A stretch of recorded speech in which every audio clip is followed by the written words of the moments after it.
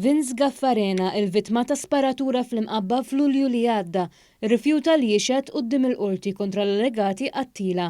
Dan wara li l-ispettur Kurt Zara informa l-maġistrat Nadine Lija li Gaffarena wkoll jinsab taħt investigazzjoni.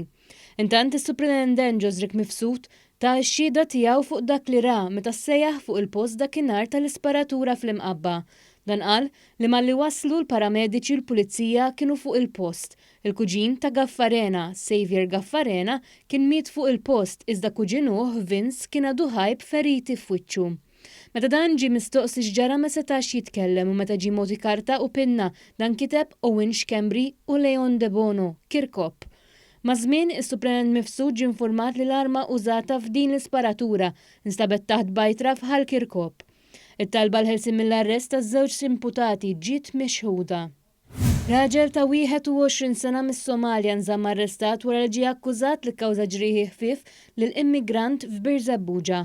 Apparti minn akkużi ta' dan l-attakk, Hassan Jama Hassan qed jiġi akkużat ukoll li kien f'possess ta' arma mingħajr ebda liċenzja.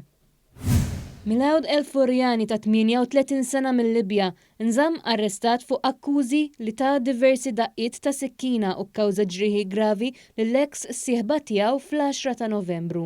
Dan qiegħed jiġi akkużat ukoll li kien f'possess ta' arma fil-pubbliku mingħajr liċenzja.